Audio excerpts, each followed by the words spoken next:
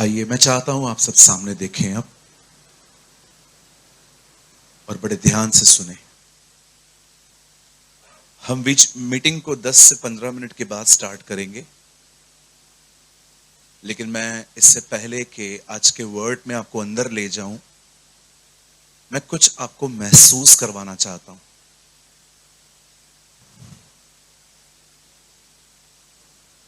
आप जानते हैं आप क्यों जिंदा हैं?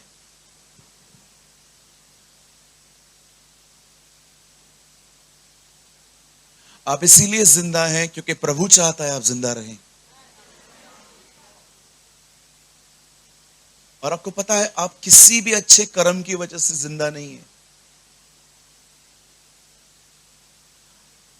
आप मात्र उसकी दया के कारण जिंदा है।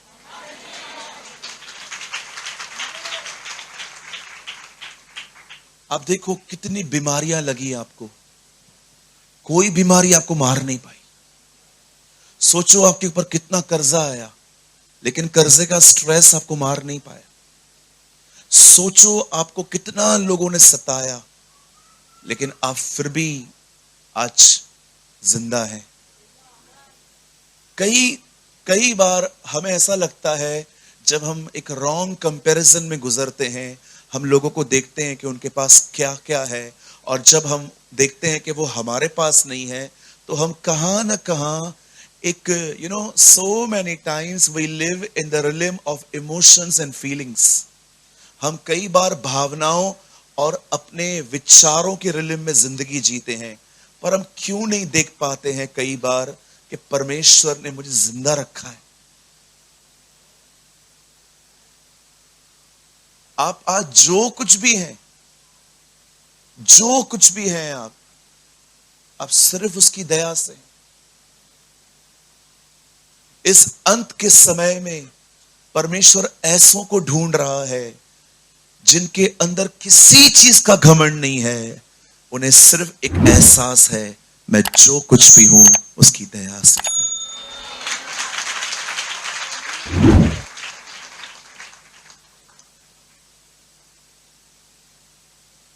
कभी इस सत्य को न भूलें।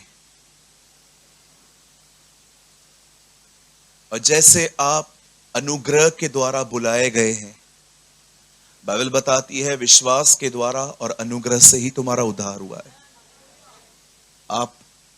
जैसे आप अनुग्रह में बुलाए गए हैं, उसी के अनुग्रह में बने रहें।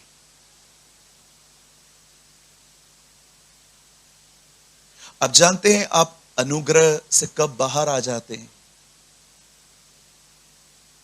आप अनुग्रह से तब बाहर आ जाते हैं जब आपको यह महसूस होना शुरू हो जाता है कि मैं जो कुछ भी हूं अपनी मेहनत से हूं।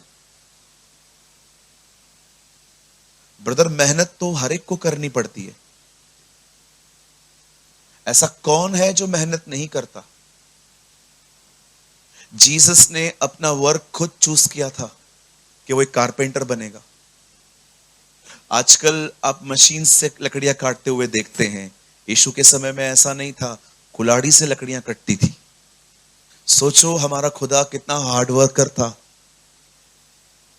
कितने लोगों ने यह वचन पढ़ा है, मैं तुम्हें मधु और दूध की धाराओं वाले देश में ले चलूंगा। पढ़ा है आपने? अब मैं आपसे एक सवाल पूछूं, कभी आपने मधु और दूध की नदी देखी है? मैंने आज तक नहीं देखी है। आपसे ज्यादा इंडिया घूमा हूं मैं, किधर भी नहीं मिली है। कभी आपने देखी है? अरे ये मधु और दूध की कोई नदी है क्या? इधर है ही नहीं। तो प्रभु क्या बोलना चाहते थे? चलो मैं तुम्हें धाराओं वाले उस मधु, land with full of with milk and honey. अब मैं आपसे पूछना चाहता हूं, बताइए दूध आपको सुबह 6 बजे पहुंचता है, मतलब कितने बजे निकलता होगा? आधी रात को। आधी रात को उठना मजाक समझते हो आप? सर में दर्द पड़ता है लोगों को। और उसके बाद पानी मिलाना, वो भी अलग मेहनत है। कुछ लोग कहते हैं नहीं, पूरा ताजा देंगे तो आपका पेट खराब हो जाएगा। हनी कहां रहती है? ऊपर मिलती है ना। तो परमेश्वर क्या कह रहा था? मैं तुम्हें हनी और, अरे परमेश्वर उनको ये नहीं कह रहा था उधर बहुत कुछ है। प्रभु कह रहा था चलो तुमको मेहनत करनी है वहां। हम लोग कुछ भी सोच लेते हैं ना। मैंने अपनी आंखों से किधर भी नहीं देखा है। ओ एक नदी है, वो उसमें दूध बहता है, हम सब भाई लोग उधर ही बैठ जाते, रोज 2-4 किलो लेके धंधा हो गया, चलो घर पे। नो नो नो सर, मेहनत करनी है। लेकिन कौन है जो तुम्हारी मेहनत को सफल करता है? यस। आप हमेशा याद रखना, मछलियां आपको नहीं पहचानती, मछलियां यीशु को पहचानती है।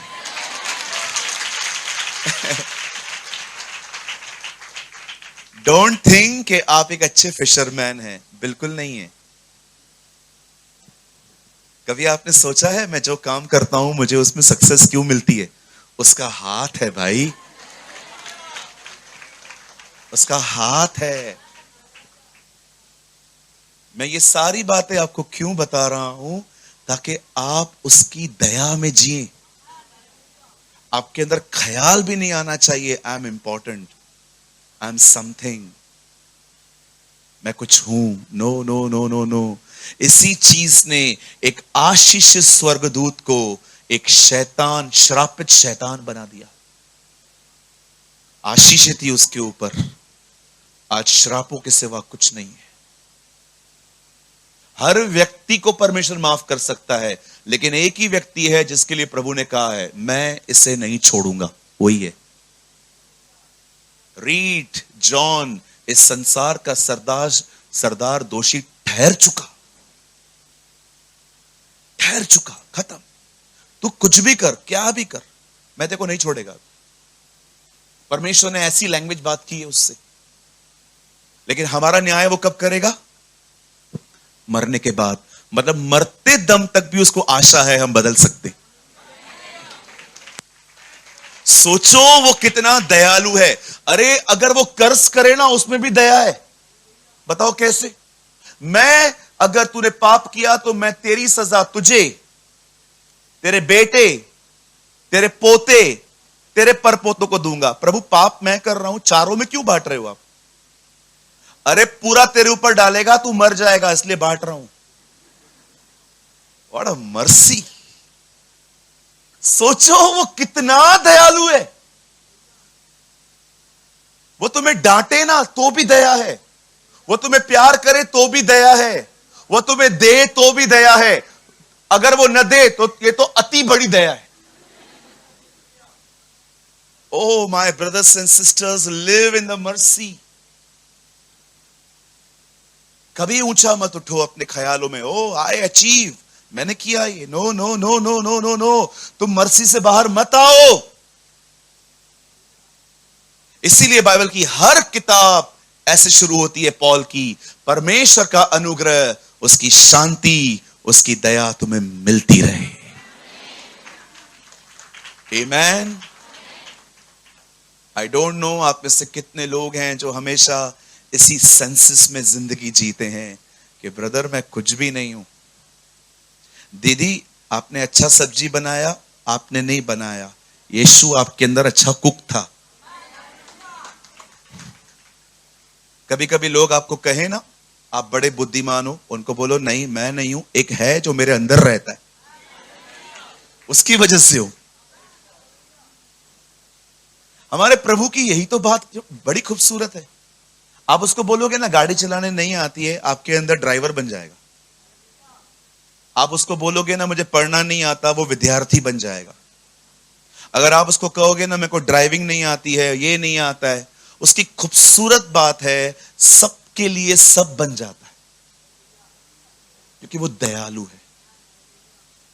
बरतुमाइस जानता था उसका पुत्र एक अंधा भिखारी, उसने कहा हे यीशु दाऊद की संतान मुझ पर दया कर, रुक गया, ठहर गया। वो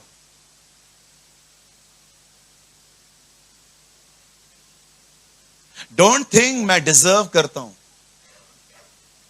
मुझे मिला क्यों नहीं है। नो नो नो ब्रदर, दया मांगो, जानते हो दया का मतलब क्या होता है? दया का मतलब होता है मैं तुझ तक नहीं पहुंच सकता, तू मुझ तक पहुंच। That is mercy. मुझ पे दया कर, मैं नहीं कर सकता।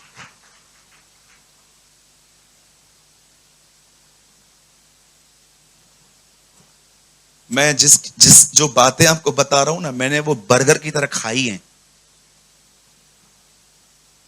बहुत दया हुई है मुझ पर, बड़ी दया हुई है मुझ पर, बहुत बड़ी दया हुई है मुझ पर। सिर्फ रीजन ये है मैं अपनी दया को देख पाता हूं, पर आप में से कुछ लोग सिर्फ अपने अच्छे कामों को देख पाते हैं।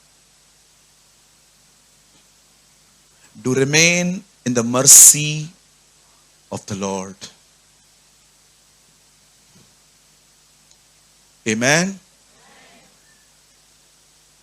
कहिए मैं जो कुछ भी हूं सिर्फ और सिर्फ और सिर्फ उसकी दया से हूं। क्या हम यीशु के लिए ताली बजा सकते हैं?